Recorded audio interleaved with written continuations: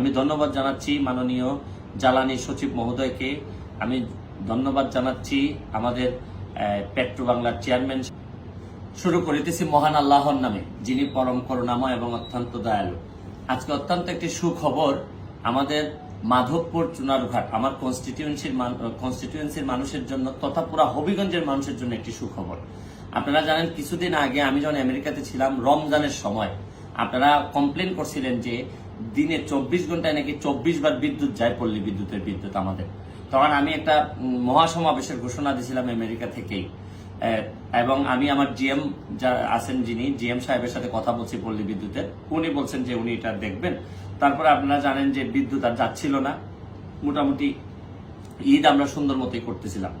তো এরপরে জিএম সাহেব আমাকে একটা দায়িত্ব দিয়েছিলেন যে উনি যে জিনিসগুলোর কারণে লোডশেডিং করা লাগে, এই জিনিসটা যদি আমি করে দিতে পারি বা সহযোগিতা করি ওনাদেরকে, তাইলে হয়তো উনি আর বেশি ইলেকট্রিসিটি আর নিবেন না, কারেন্ট আমাদের যাবে না। তো কাজটা ছিল কি, আপনারা জানেন যে শায়েস্তাগঞ্জের নসরতপুরে 11 মেগাওয়াট একটা বিদ্যুৎ উৎপাদন কেন্দ্র আছে।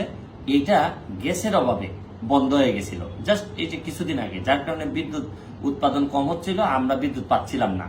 তো উনি বলছিলেন যে এই গ্যাসটা যদি আমরা উৎপাদনটা বা গ্যাসের যে লাইন, এই লাইনটা যদি আবার আমরা এই প্লান্টে যদি দিতে পারি 11 যেটা মেগাওয়াট, তাইলে হয়তো উনি আর লোডশেডিং করবেন না। আমি পরবর্তীতে জালালাবাদ পেট্রো বাংলার চেয়ারম্যান এবং জ্বালানি সচিব ওনাদের সবার সাথে কথা বলছি, ব্যক্তিগতভাবে কথা বলছি। বলতে গেলে আমি ওনাদেরকে যেভাবে সম্ভব এইভাবে বোঝানোর চেষ্টা করছি যে আপনারা এই গ্যাসটা যদি না দেন, আমাদের 11 মেগাওয়াট এই যে প্লান্ট, এটা যদি চালু না হয় তাহলে আমরা বিদ্যুৎ পাবো না। এবং আমার মানুষদেরকে আমি তাদের যে চিৎকার, এই লোডশেডিং এর জন্য আমি এমপি হিসাবে পুরো ব্যর্থ হব এবং মানুষ আমাকে অভিশাপ দিবে। পরবর্তীতে যাই হোক, 1 সপ্তাহের ব্যবধানে আমি ধন্যবাদ জানাচ্ছি মাননীয় জ্বালানি সচিব মহোদয়কে। আমি ধন্যবাদ জানাচ্ছি আমাদের পেট্রো বাংলার চেয়ারম্যান সাহেবকে। আমি ধন্যবাদ জানাচ্ছি জালালাবাদকে। আমি ধন্যবাদ জানাচ্ছি যে 11 মেগাওয়াট প্লান্টের যে নাসিম সাহেব, যিনি প্লান্টের ইনচার্জ, তিনি অনেক কষ্ট করেছেন। তো আজকে থেকে এই গ্যাসের লাইন দিয়েছেন এবং আমি যতটুকু জানছি যে বিদ্যুৎ উৎপাদন শুরু হয়ে গেছে।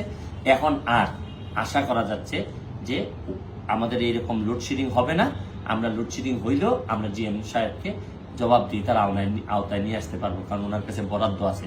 আমি এবং ওনাকে এটাও বলছি যে আমাদের বিদ্যুৎ যেন অন্য জায়গায় না যায়, এটার জন্য ব্যবস্থা করার জন্য যা যা লাগে এটা আমরা, যদি উনি প্রয়োজন মনে করেন আমাকে ডাকলে আমি অবশ্যই যাব। সুতরাং আমি এমপি হিসাবে এটা মনে করি আমার জবাবদিহিতা যে আমি কি কি করতেছি এবং আপনাদের বিদ্যুতের জন্য কি কি করতেছি।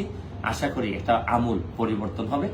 ভালো থাকুক আমার মাধবপুর চুনারঘাটের মানুষ তথা হবিগঞ্জের মানুষ।